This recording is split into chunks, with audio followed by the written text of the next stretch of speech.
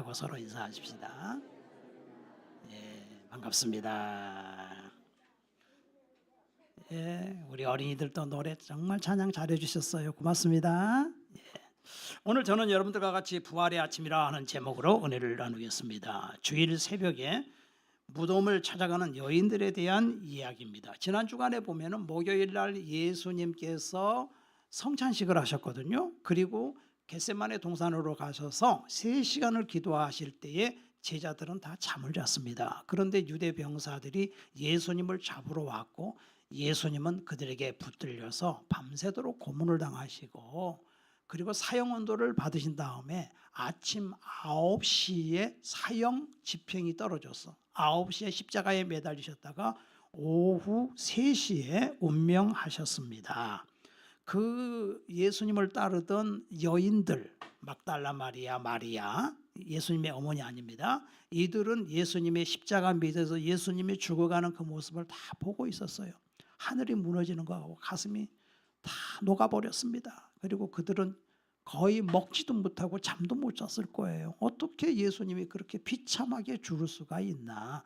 예수님은 아무 죄가 없거든요. 그런데 예수님이 그렇게 죽어버리시는 모습을 보면서 깊은 낙심에 빠져 있었고, 그리고 그 다음날 토요일이 지나고 그 3번째 되는 날 주일날 아침에 예수님의 시체에다가 발을 향유를 가지고 출발을 했습니다. 아마 새벽 한 4시쯤 됐을 것 같아요. 그래서 그 여인 2사람이 가면서 둘이 얘기하기를 어떻게 누가 무덤 앞에 있는 돌을 옮겨줄 수 있을까? 여러분, 우리 대한민국은 옛날에 보게 되면 사람이 죽으면 땅을 파고 매장을 했지 않습니까?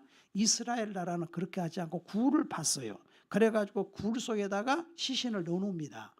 그리고 입구는 큰 돌로 막아놨어요. 가난한 사람은 무덤이 조그만해요. 그리고 작은 돌로 막아놔요. 근데 돈이 많은 사람은 이제 큰 무덤을 만들겠죠. 그리고 또 그 다음에 가족이 죽으면 또 거기다 넣어놓고 가면은 벌써 이미 먼저 죽은 사람은 다 썩어가지고 뼈만 남아 있는 거예요. 그런데 예수님의 무덤은 아리마대가 자기가 이제 그 무덤을 자기 집안 무덤으로 이 돈이 많기 때문에 하나 만들었어요. 새 무덤이라. 그래서 거기다가 예수님을 넣어놓고 그리고 입구를 돌로 막았습니다. 그 돌은 여러 명이 달라들어야 그 돌을 옮길 수가 있는 것이지요. 그런데 거기에 이제 마태복음 27장에 보면은 예수님이 죽은 다음에 유대인들이 뭐라고 하냐면 저 자가 살았을 때 자기가 3일 만에 부활한다 그랬다는 거예요. 그러니까 그 돌을 막고 군대가 지켜야 된다는 겁니다. 그런데 이 여자들은 그걸 몰랐어요. 그냥 간 거예요. 그냥 무대 보러 간 거예요. 새벽 4시쯤에 그냥 간 거예요. 근데 가서 보니까 아니 돌이 옮겨져 있는 거예요. 와, 우리가 옮기려고 그러는데 어떻게 돌이 옮겨져 있지?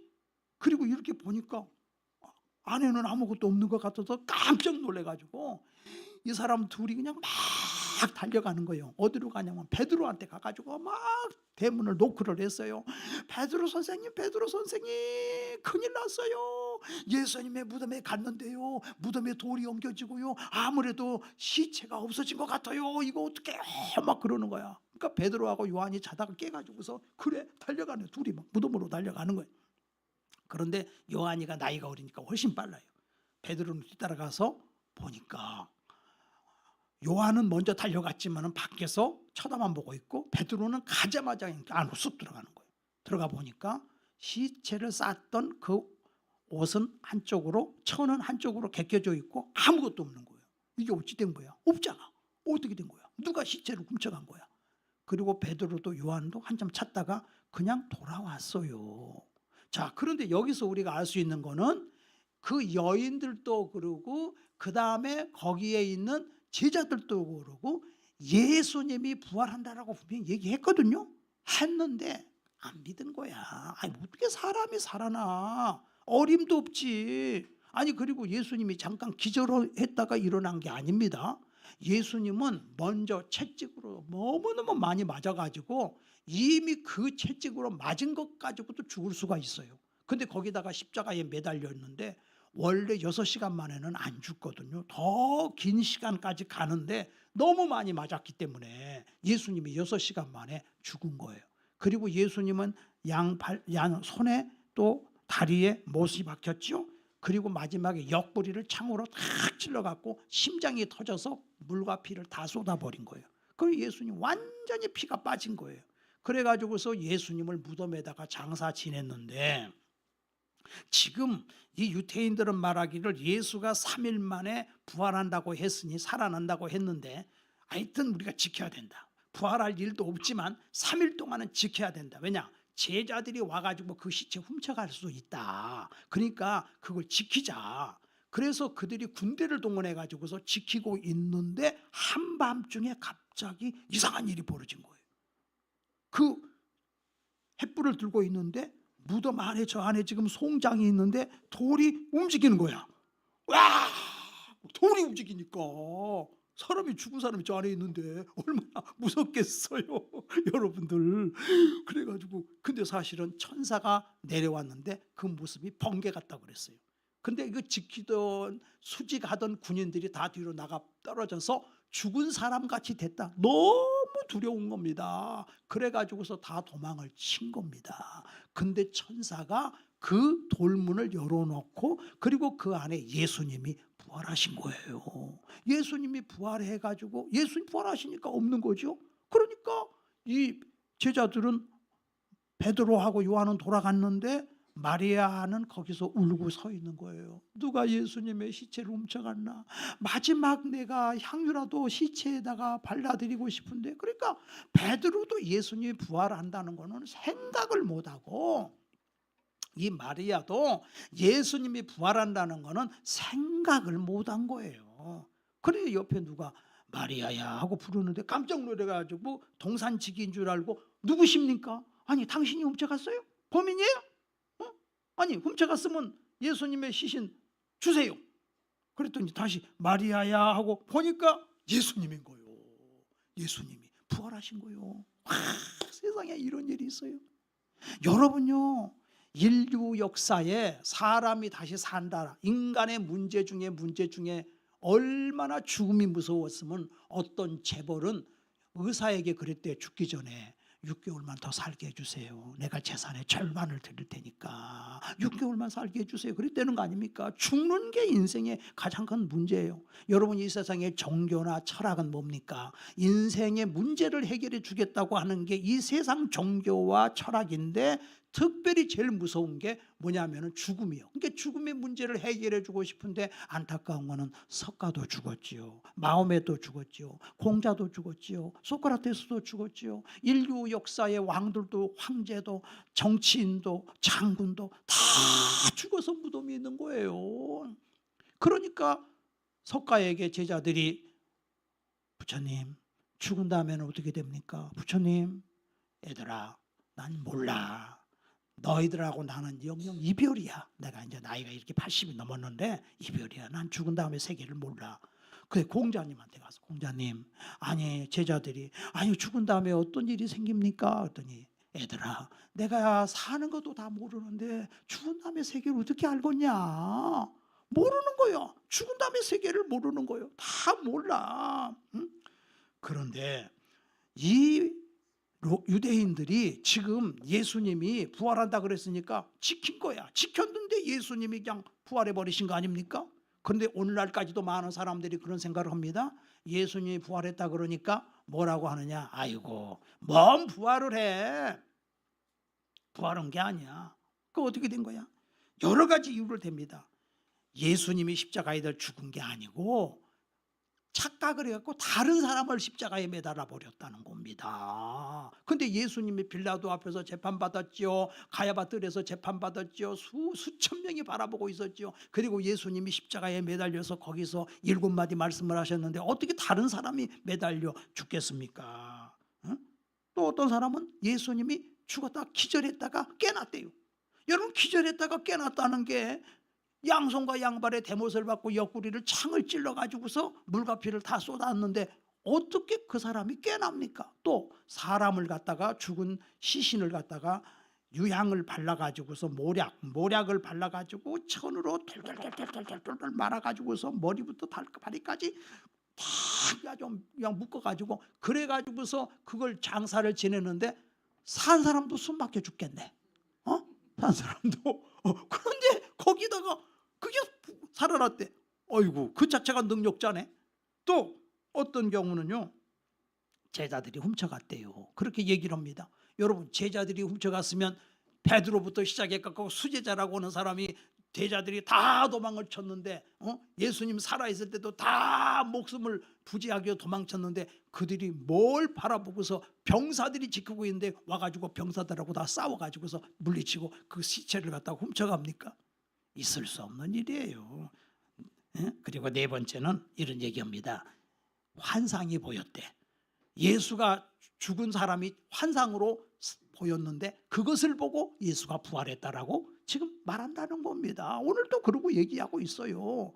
그런 줄 알고 예수님이 이렇게, 예수님은요, 예수님 딱 부활하신 그날 제자 2명이 엠마오로 가고 있는데 어떤 사람이 같이 따라가는 거예요. 따라가. 그래가지고, 야, 너희들 왜 이렇게 슬픈 얘기를 하냐? 예수가 죽었다고 슬픈 얘기를 하니까 그분이 따라가던 사람이, 여보시오, 성경에 다 예수님이 오셔서 십자가에 달려 죽을 거라고 예언했지 않소. 그리고 그가 부활한다고 성경 말씀이 다 되어 있지 않소. 나중에 알고 보니까 그분이 예수님이었던 거예요, 세상에. 그러니까 어쩐지 그 제자들이 어쩐지 마음이 뜨겁지 않더냐. 그리고 그날 그냥 놀래가지고서 예루살렘에 가갔더니 제자들이 다 모여 있는데 그 자리에 예수님이 딱 나타났어요. 벽이 있는데 그냥 예수님이 오신 거예요. 부활체가 예수님 부활하신 몸은 그냥 나타나는 거예요. 그냥 나타나. 그냥 오셔가지고서, 얘들아, 너희들이 나를 못 믿냐? 이 손 좀 만져봐라. 여기 만져봐라. 환상이 아니, 자기들은 환상인 줄 알았어. 환상이 아니라 만져봐. 내 옆구리 좀 만져봐. 실제 영은 뼈와 살이 없을 때 나는 있느니라. 난 부활했다. 그리고 여기 먹을 게 있니? 생선이 있으니까 가져와라. 예수님이 그 자리에서 잡섰어. 예수님, 진짜 예수님 부활하신 거예요. 예수님 부활하신 거예요.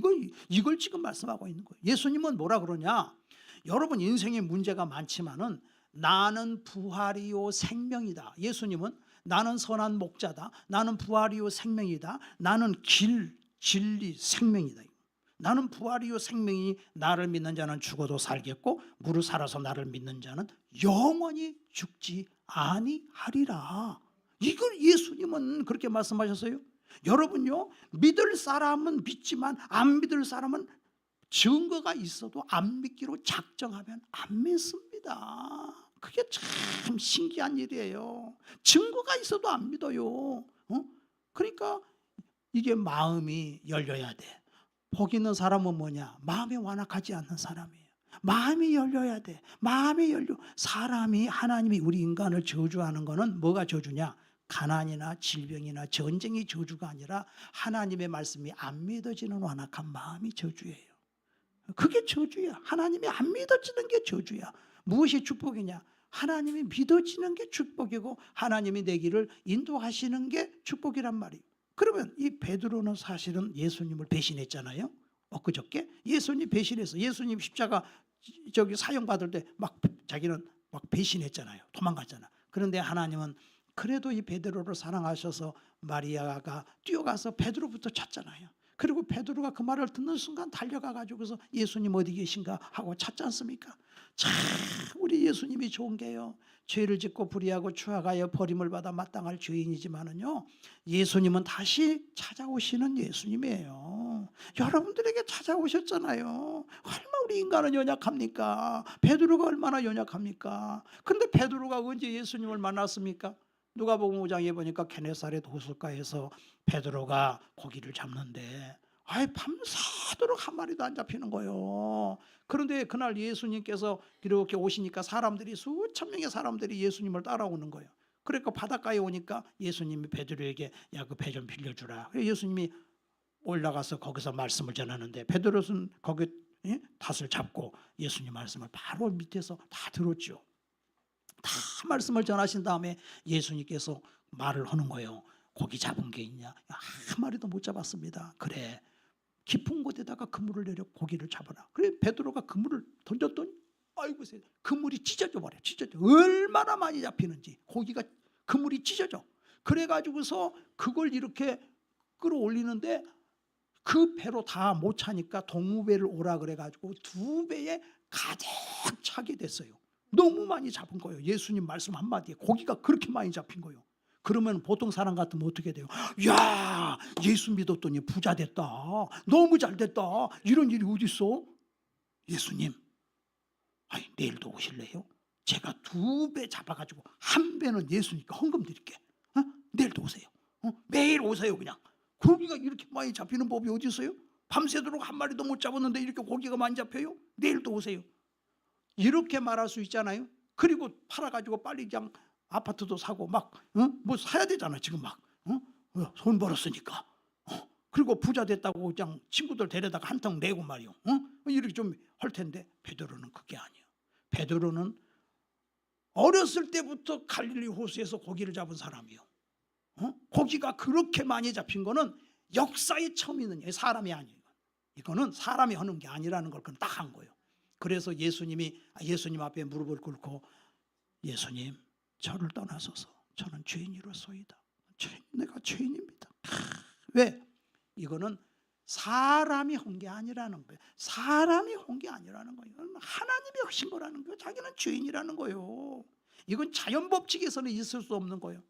여러분, 자연 법칙에서 인간이 죽었는데 다시 부활합니까? 나사로가 죽어서 썩는 냄새가 나고 다 썩었는데 막 구데기가 버글버글한데 그 나사로가 4일 만에 부활합니까?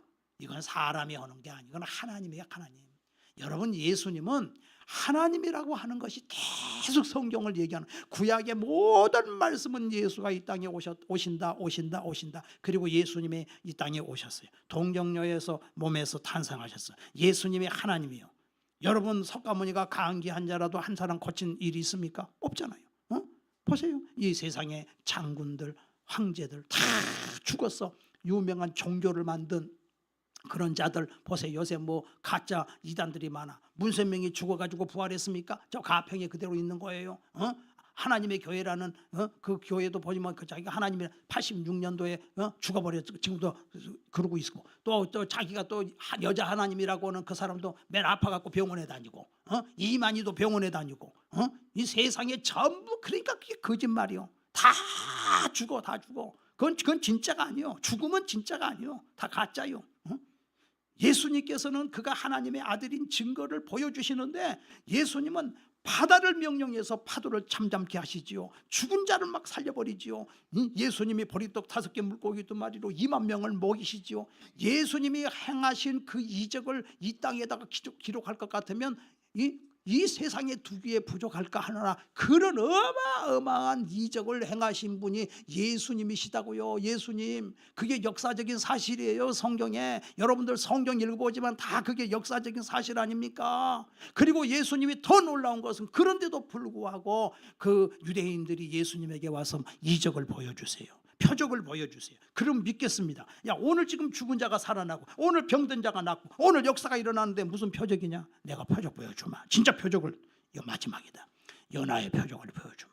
요나가 물고기 뱃속에 들어갔다 3일 만에 살아났다. 인자도 그렇게 될 것이다. 이것이 마지막 표적이다. 예수님은 죽었다가 3일 만에 다시 살아나. 이것이 마지막 표적이야. 예수님이 죽었다가 살아나신 사실도 믿지 않으면 이거는 구원이 없어. 이거는 구원이 없는 거야. 우리 하나님은 못 하실 것이 없어요. 여러분 보세요. 지금 북한에서는 예수 믿는 사람들이 그렇게 탄압을 예수 믿는 사람들이 50만 명 있어요. 예수 믿는다고 정치범 수용소에 들어가서 다 총살당하고 죽어요. 그런데 그 정치범 수용소에 있는 그 사람이 어떻게 해가지고 탈북을 했는데 그런 얘기를 하잖아요. 뭐라고 얘기하느냐? 예수님을 부르고 싶은데 예수님을 부를 수 없는데 비가 막 쏟아지는 날, 천둥번개가 치는 날은 여기서 일하다가 예수님 해도 안 들릴 정도로, 그럴 때 한번 예수님 한번 불러본다는 거예요. 예수님. 그리고 거기서 어떻게 전도를 하느냐? 정말 나약해 보이는 사람에게 자기가 자기 밥을 준다는 거야. 자기가 아니 동무는 어떻게 해서 이렇게 나에게 사랑을 베풀어?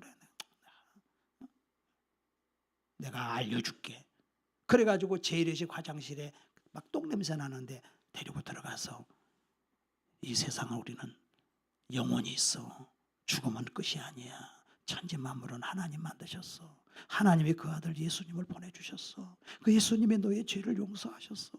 예수님만 믿으면 너는 죽어도 영원히 살아. 그 예수님 믿어야 되지 않겠어? 그러면은 그렇구나 눈물을 흘리면 그러면 나를 따라해. 네가 예수 믿겠다면 하나님 아버지 저는 죄인입니다.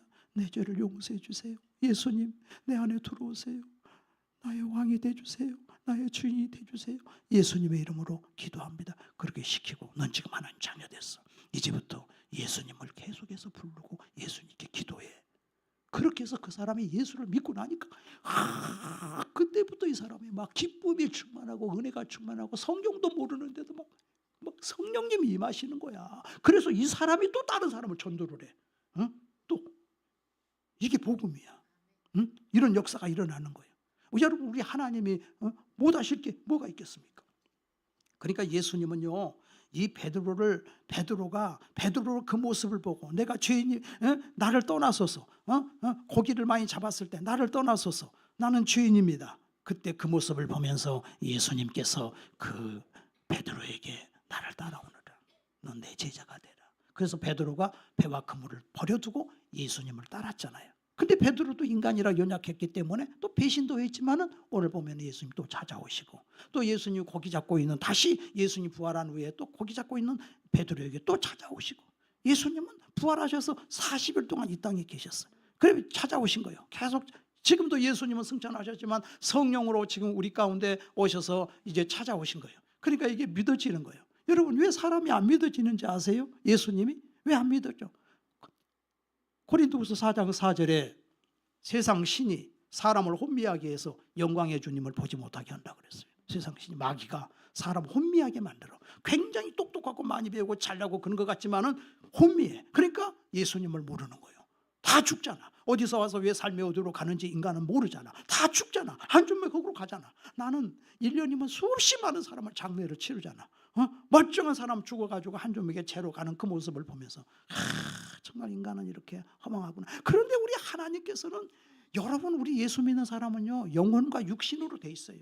육신은 내 집이고 영혼이 나라는 거예요. 이 육신의 집은 무너질 때가 온다는 거예요. 그러니까 하나님은 내 영혼을 사랑하시는 거예요. 하나님이 나를 사랑하시는 내 영혼을 사랑하시는 거예요.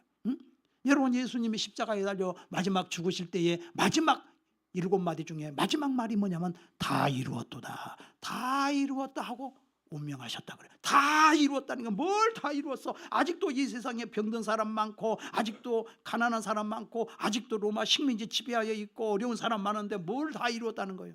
예수님은 아담 이후로 지은 모든 인간의 죄 문제를 다 해결했다는 거예요.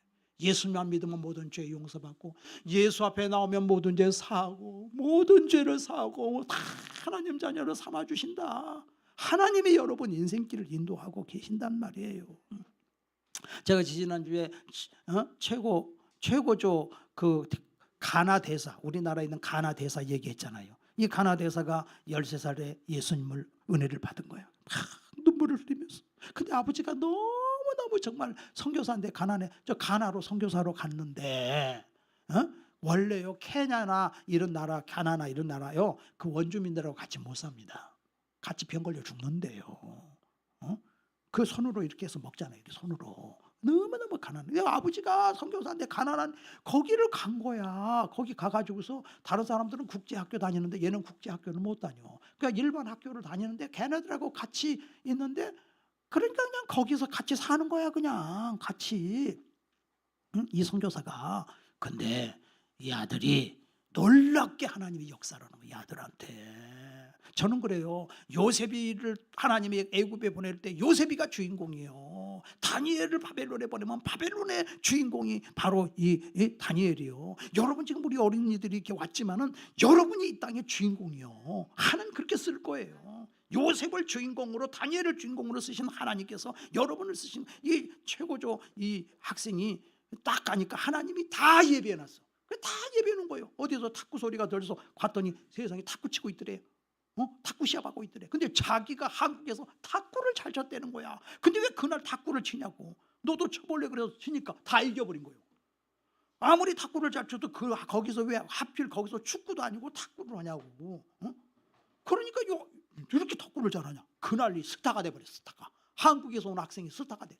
그 다음에는 이제 막 학교별 대항전이 있는데 거기에 자기가 대표 선수로 가서 그것도 다 이겨버리는 거예요. 그러니까 하나님이 높여줬죠. 그 하나님 높여주시는 거예요. 그 밑에 가도. 그또 하나님이 또 막 지혜를 주셔. 그래가지고서 세상에 그 나라에서 25명 뽑는 최고의 그 대안학 그 국제학교가 있는데 거기에 800명이 응시했는데 자기가 합격이 된 거야. 그래갖고 그 학교에 가가지고서 그 학교에 다니는데, 야, 그 나라의 대통령 아들, 장관 아들 내놓으라는 인맥들이 그 학교를 다 다니는 거예요. 그냥 그 사람들한테 다 사겨버린 거예요. 하나님이 자기를 높여주더라는 거야. 그것만 높여주면 뭐해? 또 결혼도 잘해야 되잖아. 결혼도. 그런데 한국에서 목사님 딸이 가나에 교환 학생으로 왔는데 보는 순간 저 아가씨는 내 짝이다. 와, 그래가지고 만났죠. 그리고 자기는 아버지가 미국 가지 마라. 여기 나는 가나의 국민이 됐으면 좋겠다. 그래요. 내가 여기다 국적을 여기다. 그리고 국적이 돼가지고 하다 보니까 다 넓어져 갖고 결국은 가나 대사로 한국에 오게 됐다는 거 아닙니까? 하나님이 그렇게 높여주는 거예요. 여러분 인생을 살아가는 데 있어서 내가 찾아가지고서 내가 해가지고 인생 되는 게 아니고, 내가 하나님 편에 서 있으면 하나님이 내 인생길을 다 인도를 해줘. 우리 어린 생명들이 이렇게 교회에 나왔지만은 이제 나이가 나는 어리다고 생각하지 말라는 거예요. 하나님이 어리지만은 내가 성령의 기름을 부어서 너희들을 한 시대에 이 나라를 이끌어가는 위대한 인물이 되게 해줄 것이다. 내가 너를 축복할 것이다. 내가 너를 지켜줄 것이다. 어떤 환경에 갖다 놔도 내가 너를 지켜줄 것이다. 그게 우리 하나님께서 우리에게 주시는 거는 부활의 신앙을 주셨다 이거예요. 부활의 신앙을. 어떤 사람은 나사로가 부활해가지고서 나사로가 부활해서 나사로가 살아났지만 그걸 보고도 안 믿고 나사로를 죽여버리려고 그러잖아요. 그렇게 되는 거예요. 근데 사도 바울과 베드로는 뭡니까? 다 그들은 말하기를 이 사도 바울과 베드로가, 그래서 그들이 복음을 전하는 거예요. 예수님의 복음을 전하는 거예요. 베드로의 설교는 사도행전 읽으면 다 예수님 부활하셨다. 사도 바울이 설교하는 것도 다 예수님 부활하셨다. 다 부활하셨다. 그래서 이 사도 바울이 고린도전서 15장에 보니까 예수님은 성경대로 죽으시고 성경대로 부활하셨다. 우리가 만약에 부활이 없다면 이 세상 사람 중에 우리는 더욱 불쌍한 자라 그랬어. 부활이 없으면 이 세상 사람은 물론 다 불쌍해. 그런데 예수 믿는 사람 진짜 불쌍해. 부활이 없다면. 하나님이 그 아들을 예수님을 보내서 먼저 부활시킨 거, 예수님은 부활의 첫 열매고 예수님을 믿는 사람은 다 부활한다는 거예요. 다 부활한다는 거예요. 여러분들 제가 이렇게 나도 이제 나이가 먹으면서 보니까 어르신들 나이 많이 드신 분들이 굉장히 우울증에 시달리는 걸 많이 봤어요. 몸이 마음대로 안 들고 돈도 없어지고 그냥 사람이 그냥 또 돈이 있다 할지라도 내가 늙어서 죽을 걸 생각하니까 막 우울한 거야. 이게 비참한 거야. 막 늙는 게 억울해 그냥 막 이게 미치겠어 아주 그냥. 안 늙었으면 좋겠는데 막 늙어. 근데 우리는 그걸 알아야 돼요. 여러분요, 젊었을 때는 힘이 있지만은 늙어가면 힘이 빠지지만 그만큼 영력이 강해져. 영성이 강해져, 믿는 사람은. 그러니까 야곱은 늙어서 죽을 때가 다 됐는데 지팽이를 의지했지만은 12아들을 놓고 축복 기도를 했는데 그대로 다 돼버렸어요. 다. 다윗도 늙어서 죽기 전에 솔로몬을 부르다가 내 아들 솔로몬아, 내가 모든 사람의 가는 길로 가게 됐으니 너는 힘써 대장부가 되고 하나님의 말씀을 지켜라. 그리하면 너는 형통하게 될 것이다 하고 그대로 축복을 했는데 그대로 되는 거예요. 솔로몬이가 되는 거예요. 그리고 이 세상을 떠나는 날 이 육신의 장막짐, 이건 내가 집이지 내가 아니잖아. 이 육신의 장막짐을 벗는 건 어렸을 때부터 훈련을 받는 거 아닙니까? 아, 이거는 육신은 장막짐이구나. 나의 영혼을 위해서 육신은 잠깐 나에게 준 거구나. 그러니까 내가 어떻게 살 것인가? 내가 육을 위해 내 인생을 투자할 것인가? 내 영혼을 위해 살 것인가? 하나님의 영광을 위해 살 것인가? 그러니까 여기서 베드로는 예수님을 만났을 때 무릎을 꿇고 예수님 나를 떠나소서. 왜? 예수님은 초자연적이라는 분이라는 사실을 그는 아는 거예요. 초자연적. 인간의 이성으로 이해되는 것, 그러면 무슨 신앙이 필요하겠어요? 초자연적인 하나님의 역사를 보면 하나님은 홍해를 가르시고 요단강을 가르시고 죽은 자를 살리시고 영원한 생명을 주시는 그 하나님. 여러분요, 기독교 안에도요 이 자유주의 신학이 들어왔어. 이 자유주의 신학이라고 하는 것은 뭐냐면 인간의 이성으로 이해 안 되는 건 우리는 못 믿는다. 그게 자유주의 신학이에요. 그러니까 독일 교회가 무너져 버린 거예요. 자유주의 신학. 근데 우리 한국의 1800 84년에 왔던 선교사들은 복음주의, 성경 그대로를 가지고 아펜셀라, 언도도 이런 선교사들이 와가지고 우리에게 이 복음을 전해주셨다 이거예요. 성경은 초자연적인 역사라. 베드로는 인간이라고 하는 것은 자연법칙 안에 있기 때문에 열심히 일하고 그러고 살다가 나이 먹고 늙으면 죽어. 생로병사, 피토하고 죽는 게 인생인 줄 알았어요. 근데 예수님은 할 수 없는 것을 하는 그 예수님의 모습을 보고 베드로는 이분이야말로 하나님이구나. 그래서 무릎을 꿇은 거예요. 나를 떠나소서. 나는 죄인입니다. 그 모습을 보고 너는 나를 따르라. 오늘 여러분 우리 권사님 세 분 세우고 또 우리 이렇게 서리 집사 세우지만은 이게 다른 거 아니에요. 나를 따르라. 내 제자가 되라. 나와 같이. 그래서 우리가 디모데전서 1장 12절에 보니까 하나님이 나를 충성되이 여겨서 나에게 직분을 맡기셨다 그랬어요. 내가 뭔데 하나님이 이런 직분을 주셨습니까?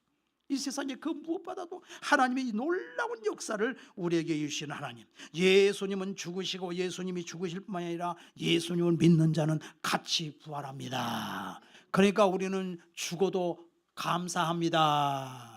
마지막 죽어도 우리는 하나님께 영광을 돌립니다. 이것이 우리에게 주신 하나님의 축복입니다. 그래서 우리는 죽어도 천국 환송 예배를 드리잖아요. 그 영원한 천국을 주시잖아요. 구약 시대의 말씀을 보게 되면 죽은 다음에 사람이 열조에게 돌아갔더라 이렇게 주로 나와요. 구약은 뚜렷하지가 않아. 근데 신약에 와서 아들 예수님이 딱 오면서부터 천국이 그냥 열리는 거예요. 예수님은 천국이니까. 여러분들이 보세요. 벚꽃이 얼마나 아름답습니까? 근데 안타까워. 다음 주만 지나면 또 사라져. 저거는 아이고 화은 11홍이라고 열흘 이상 못 가는 꽃이 없다더니 저거 또 떨어지는 거 보면 가슴 아프잖아요. 그죠? 가슴 아파. 보세요. 아무리 예뻐도 인생은 아름다우면 잠깐이요. 다 늙어. 그게 인생이요. 그러니까 천국은 하나님께서 그냥 12달 계속 아름다운 꽃이 피고 실과가 열리고 영원히 내가 곧 길이요 진리요 생명이다. 나로 말미암지 않고는 아버지께로 올 자가 없느니라. 하나님이 천지 만물을 창조하셨고 예수님이 하나님이신데 이 땅에 오셨어요. 그 예수님은 누구냐? 하나님의 아들이에요. 기독교는 뭐냐? 한마디로 정의하면 예수님을 하나님으로 믿는 게 기독교예요.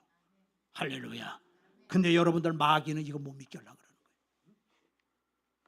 이건 못 믿게 하려고 영적 전쟁이 벌어졌어. 근데 여러분은 예수님을 알았잖아요. 예수님을 믿으면 하나님이 나와 함께 하시고 여러분의 인생을 다 인도해 준다는 거예요. 후일의 생명 그칠 때 여전히 찬송 못하나 성부의 집에 깰 때에 그 기쁨 한량 없겠네. 내 주 예수 배울 때에 그 기쁨 한량 없겠네. 영원한 천국, 영원한 소망, 영원한 생명, 이것을 주시는 분이 하나님이에요. 육신의 집은 무너져도 영원히 무너지지 않는 영원한 생명을 위해서 하나님이 그 아들 예수님을 보내주셨고, 여러분 우리는 자유롭게 지금 예수 믿고 신앙생활하지만 이 자유가 없어질 수도 있어요. 그러니까 지금 잘 믿어야 돼. 지금 잘 믿어야 돼. 겨울이 오기 전에 동물들이 미리 먹어놓잖아요. 겨울을 지내려고. 여러분이 땅에 앞으로 어떤 환난이 올지 몰라. 그러니까 여러분 지금 살을 찌워야 돼. 영혼의 살을 찌어야 돼. 영혼의 양식을 먹어야 돼. 영원한 생명. 그래서 예수 믿고 하나님 자녀가 된 자에게 하나님이 무엇을 주시느냐? 성경은 말합니다. 고린도전서 15장에 하늘나라에 가면 영광이 있다. 해의 영광, 달의 영광, 별의 영광, 별과 별의 영광이 있다. 계급 다 상급이 틀리다. 해같이 빛나는 영광, 그 다음에 조금 못한 달, 그 다음에 더 못한 별의 영광. 별이 있는데 사라져. 있다 없다. 그 영광이 그렇게 틀려. 여러분들이 주님을 위해서 예수고 수고한 것에 대해서 하나님이 그렇게 주시는 거고, 고린도전서 3장에 보니까 너희가 집을 지어라. 어떤 사람은 금으로, 은으로, 보석으로, 나무로, 건부렉지로 지은 집은 불로 공정을 테스트할 때 불타버려서 부끄러운 구원이야. 간신히 예수 믿고 가는 건 부끄러운 구원이야. 그러니까 너희들은 한 번 그 상을 받으면 영원한 상인데, 사도 바울은 이 부활 되신 예수님을 만났기 때문에 나의 달려갈 길과 주 예수께 받은 사명 곧 하나님의 은혜의 복음 증거하는 일을 마치려면 나의 생명을 조금 더 귀한 것으로 여기지 아니하노라. 나는 멸류관을 받기 위해서 나는 달려간다. 예수 믿었습니까? 하나님 자녀 됐습니까? 하나님은 다 이루신 분입니다. 여러분의 인생에 필요한 걸 다 알고 계시는 분, 여러분이 땅에 살 때도 하나님이 지켜주실 것입니다. 할렐루야. 하나님께 맡기세요. 내 머리로, 내 노력으로, 내 힘으로 해보세요. 그거 너무 힘들어. 너무 힘들어. 그런데 하나님이 내 길을 인도해 주셔. 그러면은 그냥 쫙 고속도로 가는 인생이. 네가 왜 그렇게 험난한 인생을 사냐? 네가 네 힘으로 하려고 그러냐? 안 돼. 하나님께 맡겨. 하나님이 그러면 네 인생길을 만남의 복도 주시고 인생길을 열어주시고 다 복을 주실 거예요. 할렐루야. 그리고 영원한 천국에서 영원한 생명도 주실 줄로 믿습니다. 기도하겠습니다. 하나님 아버지 은혜와 사랑을 감사합니다. 오늘은 부활절날, 예수님이 부활하셨습니다. 나도 부활할 것입니다. 예수님을 믿습니다. 하나님 자녀가 됐습니다. 이 믿음으로 영원히 살아가는 하나님의 자녀들로 축복하여 주시옵소서. 역사하여 주시옵소서. 우리 다 같이 합심으로 한번 기도하시겠습니다. 할렐루야. 우리 아버지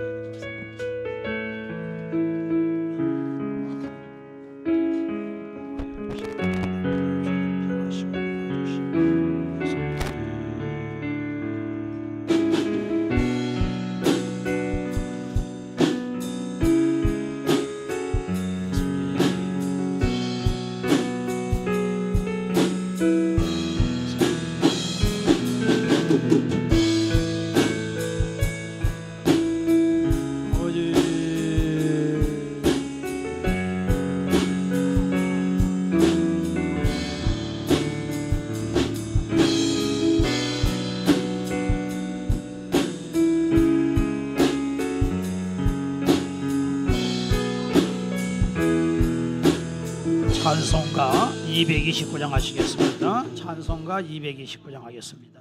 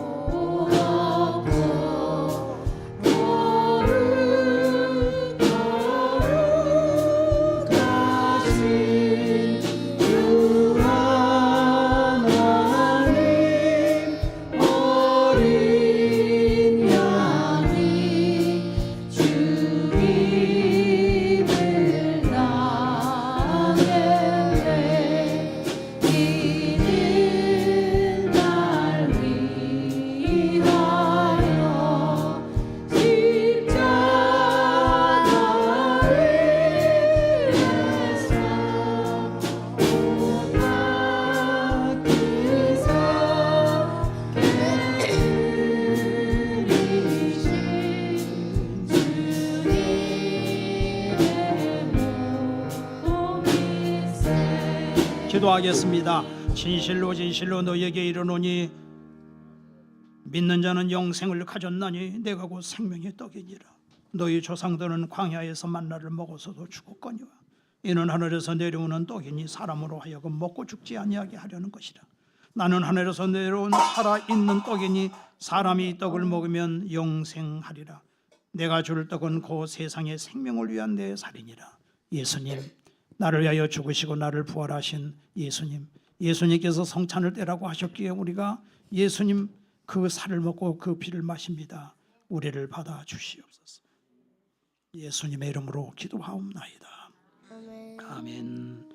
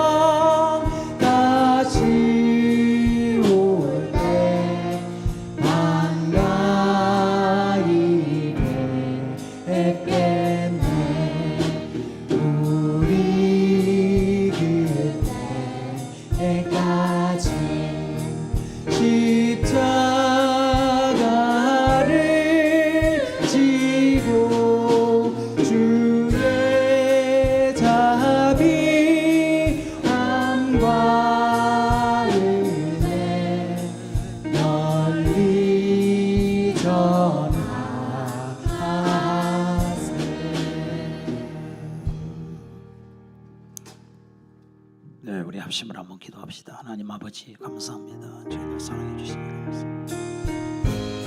하나님 아버지 영광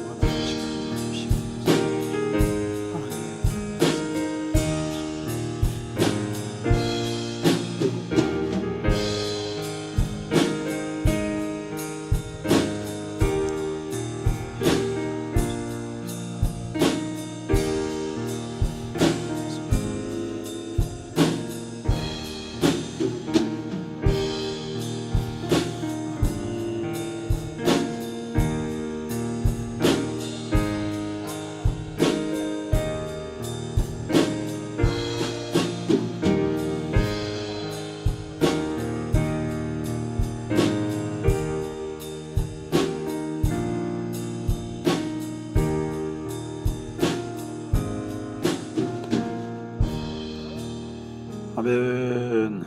오늘은 우리 권사 초대식을 거행하도록 하겠습니다. 자, 우리 오늘 권사 되신 분은 3분 앞으로 나와 주시기를 바랍니다. 네.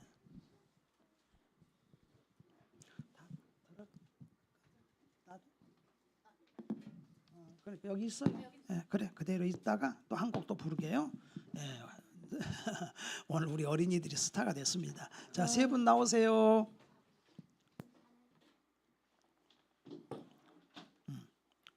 자, 먼저 이리 올라오십시오. 강미란 우리 권사님 앞으로 올라오시기 바랍니다. 이리 올라오세요. 네, 자, 네, 저를 쳐다보시고요. 네, 임명장, 성명, 강미란 위의 사람은 하나님의 영광을 위하여 본교회 권사직으로 임명함. 2026년 4월 5일 대한예수교장로회 성장교회 오성대 목사입니다. 서 계시고 또 한번 문현호 우리 권사님 올라오시기 바랍니다. 예, 조금 이따 드리세요. 3분 끝나고. 예, 임명장 문현호 위의 사람은 하나님의 영광을 위하여 본교회 권사직으로 임명합니다. 이하 동문입니다. 예. 자, 우리 또 올라오십시오. 야, 우리 하여튼 우리 권사님 이렇게 다리 이렇게 수술했는데도 이렇게 많이 건강이 좋아지셔서 위의 사람은 하나님의 영광을 위하여 본교회 권사직으로 임명합니다. 성명 이기덕입니다. 이하 동문입니다. 네. 자, 앞을 보시고 자, 꽃다발 드리시려면 드리세요 이제. 네. 꽃다발. 네.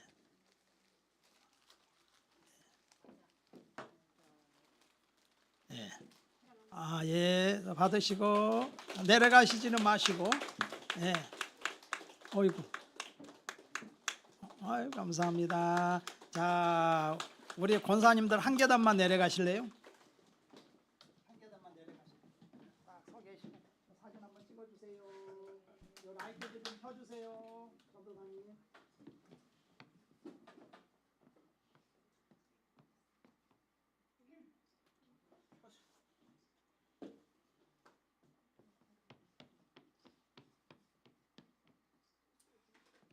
맨 밑에. 켜주세요. 켜주세요. 자, 다시 사진 찍어주세요.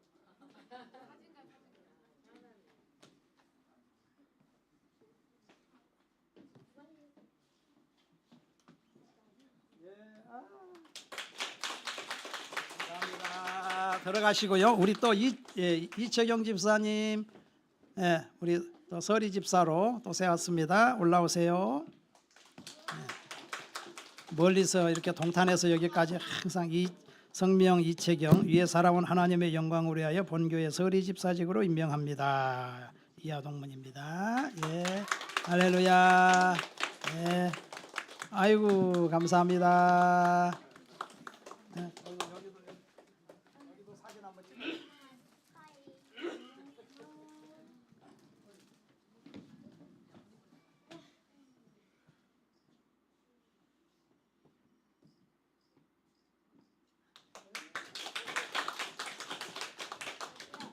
아이고 하나님 은혜 감사드립니다. 자, 우리 이 시간에는 축사하는 시간 갖겠습니다. 우리 신영서 한수 집사님 이리 오셔서 축사 좀 해주시기 바랍니다.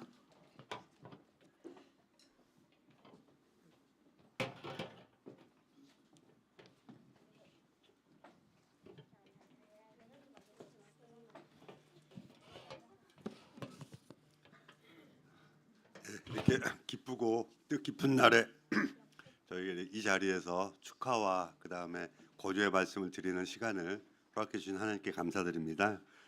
먼저 살아가는 저희 성장교회 성도 여러분, 그 다음에 오늘 하나님의 은혜 가운데서 귀한 직분을 받으신 권사 직분 3분과 집사 직분 1분 다시 한번 축하드립니다. 그리고 제가 이 자리에 쓴 것은 다른 것이 아니고 하나님께 그래도 제 직분의 주제에 넘게 먼저 조금 주님께 봉사하는 일을 먼저 한 선배로서 그 다음에 이 성장교회에서 정말 오랜 기간 동안 서로 같이 동역하면서 신앙생활을 한 신앙의 동료로서 축하의 말씀과 더불어 제가 잘 하지 못했던 부분에 대해서 같이 하자라고 좀 권유의 말씀을 드리고 싶어서 오늘 이 자리에 나왔습니다. 제가 뭐 많이 아는 건 없지만 3가지만 좀 같이 하자고 합심을 하는 말씀을 좀 드리고 싶어요. 첫 번째는 이 교회에서의 직분은 높아짐이 아니고 낮아짐입니다. 사실 세상에서의 직분은 높아짐이거든요. 흔히 얘기하는 세상의 권력, 뭐 권세 이런 높아짐이지만 저희 교회에서의 직분은 낮아짐입니다. 그래서 이거는 옛날 제자들의 발을 씻겼던 예수님의 마음처럼 항상 성장교회에서 저희 성도들의 발을 씻기겠다는 마음으로 교회를 위해서 그 다음에 교회 성도들을 위해서 봉사하려는 마음을 갖는 그런 낮아짐의 직급을 갖는 게 바로 직급에 대한 의미입니다. 그래서 오늘 직급 받으신 4분은 내가 더 낮아졌구나 이렇게 생각을 해주시면 더 좋을 것 같습니다. 그 다음에 2번째는 내 힘이 아닌 하나님의 공급하는 힘을 믿고 저희가 직분을 수행해야 됩니다. 직분을 수행하다 보면 물론 보람될 때도 있고 성취감이 있을 때도 있지만 실망될 때도 있고 내 힘대로 안 될 때가 있어요. 그래서 직분에 대한 일은 꼭 내 힘으로 무언가 이룬다라는 세상의 일이 아니고 하나님의 공급하심, 하나님의 도우심, 하나님이 이끄심을 체험하는 자리입니다. 그래서 늘 오늘 새로 임명받으신 4분과 기존에 저 포함해서 이 교회에서 임직의 역할을 수행하시는 모든 분들이 하나님의 채우심을 체험하는 그런 저희 성장교회 생활들이 됐으면 좋겠습니다. 많이 도와주실 거죠? 예. 자, 마지막입니다. 마지막은 교회의 화평을 이루는 피스메이커라고 하죠. 저희가 평화를 이루는 사람들, 그래서 교회에 평화를 이루는 여러분들이 됐으면 좋겠습니다. 예수님의 12 제자들도 다 예수님을 따랐지만 다 성격이 제각각이었거든요. 오늘 저희 성장교회에 계신 모든 성도분들도 어떤 분들은 이미 신앙적이나 인격적으로 충분히 성숙하신 분들도 많고요. 또 어떤 분들은 과거의 제 모습처럼 아직 인격적으로나 신앙적으로 다듬어지고 계시는 분들도 많아요. 그래서 저희 교회는 다듬어지신 분, 다듬어지는 중에 있는 분, 혹은 앞으로 좀 다듬어져야 될 분들, 이런 분들이 많이 모여 있는 게 교회입니다. 그래서 저희 이 직책자분들은 이 교회 안에서 성도들에게 먼저 다가가서 인사해 주시고, 먼저 가서 칭찬해 주시고, 그다음에 먼저 이렇게 세대 간을 좀 서로 연결하는 통로가 돼 주시고, 이런 어려운 역할을 하는 게 바로 직분의 자리입니다. 근데 저는 잘하지 못했지만 앞으로 잘하려고 다짐하고 있거든요. 그러니까 오늘 새로 임명받으신 분들도 앞으로 더 저희 성장교회에 큰 역할을 해주시는 임직원분들이 되주시기를 바라고 축복하고, 그다음 마지막으로 직분을 담당하시는 내내 여러분들의 가정과 그다음에 삶과 그다음에 여러분들의 사업장 일터 위에도 항상 하나님의 채우심과 하나님의 역사하심이 함께하기를 늘 기도하겠습니다. 같이 한번 나가도록 하겠습니다. 감사합니다. 아이고, 은혜로운 말씀 감사합니다. 참 이렇게 우리 어린이들 대단하다. 이게 힘든데도 또 한 분 있죠. 우리 강인성 권사님이 또 축사해 준 목자를 대표해서 한 분 더 와서 이거는 꺼주시고요. 방송실에 이쪽으로 오세요. 할렐루야. 앞에서 신영섭 지사님이 말씀 다 해주셔가지고 정말 저 은혜 받았는데요. 저 간략하게 축사 말씀 드리겠습니다. 오늘 부활주일을 맞아 뜻깊은 권사님, 집사님 임직식을 성장교회 성도님과 더불어 축사할 수 있음을 감사드립니다. 나를 능케 하신 그리스도 예수 우리 주께 내가 감사함은 나를 충성되이 여겨 내게 직분을 맡기심이니 오늘 귀한 직분을 받으신 강미란 권사님, 문현옥 권사님, 이기덕 권사님, 이채경 집사님 진심으로 축하드립니다. 신실하시고 겸손하여 사랑과 믿음과 순종으로 먼저는 하나님께 인정받고 남에게 좋은 영향력을 주는 네 분의 권사님, 집사님 사랑하고 축복합니다. 서로 위로와 겉면으로 교회의 어머니 역할을 잘 감당함으로 몸된 교회를 세워나가는 일꾼으로 세워지시길 기도합니다.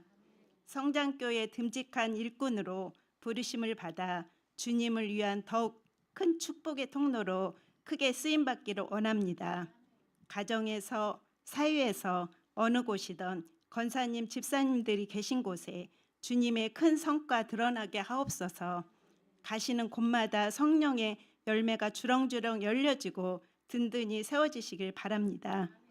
우리 성장교회는 목장교회로 앞으로 목장의 목자로서 잘 섬기시길 기도하겠습니다. 목자 목원님의 세미나도 있으니 함께 하시면 좋겠습니다. 다시 한번 네 분의 권사님, 집사님 임직식을 축하드리며 앞날에 큰 영광 있으시길 바랍니다. 사랑하고 축복합니다. 감사합니다. 아유, 너무 감사합니다. 두 분 아주 축사를 너무 은혜롭게 잘해 주셨습니다. 감사합니다. 저기 우리 오늘을 식사는 이제 선물이 있는데 그 수건이 있거든요. 여러분들 다 하나씩 가져가시고 혹시 가족이 오셨을 때는 또 옆에 보조로 있는 게 있어요. 그러니까 그걸로 하나 가져가시고 그거 하나 더 가져가시면 되겠습니다. 그리고 오늘 점심 식사는 이렇게 또 우리 이예순 집사님이 또 이렇게 협조를 해주셔가지고서 아들 며느리를 위해서 또 봉사는 다 우리 임직 받으신 우리 권사님들이 다 해주셨고 그래서 오늘 여러분들 점심 잘 드시고 또 우리 다른 또 우리 집사님들이 또 맛있는 것도 많이 해갖고 왔어요. 그래서 호텔 못지않게 아주 오늘 여러분들 잘 드시기 바랍니다. 예, 감사합니다. 다른 광고 없죠? 예, 다른 광고 없어요. 그렇게 해서 다 같이 기립하셔서 우리 무덤에 머물러 나갑시다.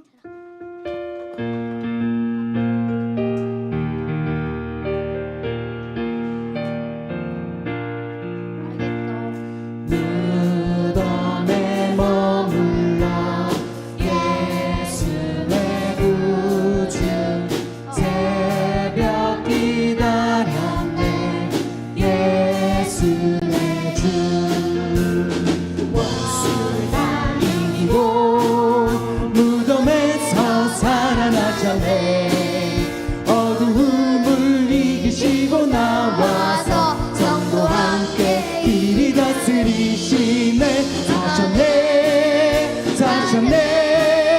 예수 다시 사셨네 어때이 지키네 예수 내 구주 어때이 봉하네 예수 내 주 원수를 다 이기고 무덤에서 살아나셨네 어두움을 이기시고 나와서 성도 함께 길이 다스리시네 사셨네 예수 다시 사셨네 거기 못 가두네 예수 내 구주 우리를 살리네 예수 내 주 원수를 다 이기고 무덤에서 살아나셨네